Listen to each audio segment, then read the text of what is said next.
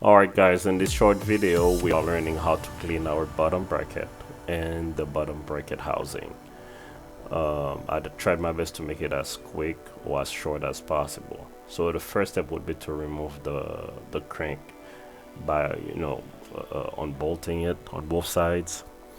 And for this specific bike you actually need a crank puller, and that's the tool.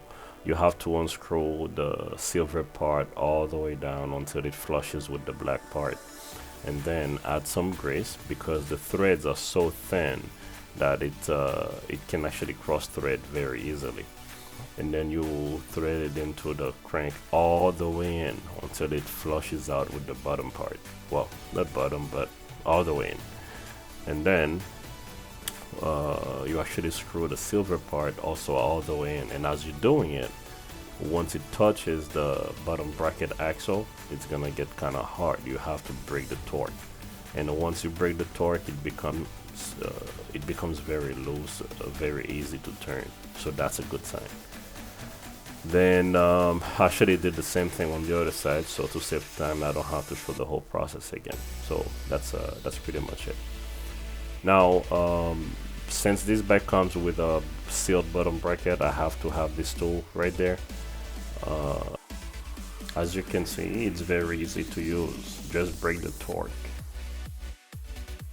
One thing that's important to remember, because this is on the right side, I mean on the drive side, I'd say to unscrew it you turn it clockwise. Now we can see how dirty this thing is, and actually I'm currently putting the bottom bracket back in because as I was removing it, the cup got stuck.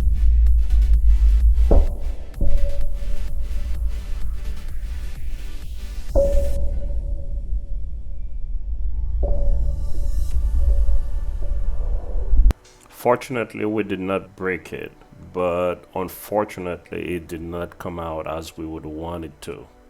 So now we are spraying some degreaser. Make sure that every single part is covered with a degreaser and let it sit for a few minutes. And we did the same thing in the bottom bracket housing, and make sure it's all full, it's actually fully covered. And as you can see, it's already clean. That's about 15 minutes later, using a small pressure washer to make sure that it's all clean, and look how smooth it is right now. And for the bottom bracket housing, all we had to do is just to use some paper towel, wipe it clean. It actually became very shiny, surprisingly. We did not expect it to become this clean, and that's the final result right now. And there you go. Now the next step would be to add some grease. Make sure that it's all greased up as before, because metal on metal, and you don't want them to be worn out too early, so it makes them last longer. Alright, now after putting the grease on one side, I'm actually adding the seal back just as before, and adding some grease on the second side. Alright, so sealing up the second side. Now the next step would be to add, or actually to put the components back together, and of course we have to wipe it clean to make sure that there's no excess grease. And I did the same thing for the other side of the cup, and of course to save time I didn't have to film the whole process again. Now before adding the second cup, I put some grease in it, so next time it's not seized. Hopefully it will be a lot easier. And that's a DIY tool with two pieces of wood. Put them together.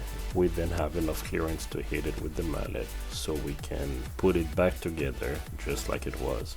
Now we're adding some grease to the threads, so next time hopefully it will not be seized. It will be easy to be removed. And as you can see, again, it's on the drive side. We're actually threading counterclockwise, and that's pretty much it, guys. Again, it was a pretty easy job.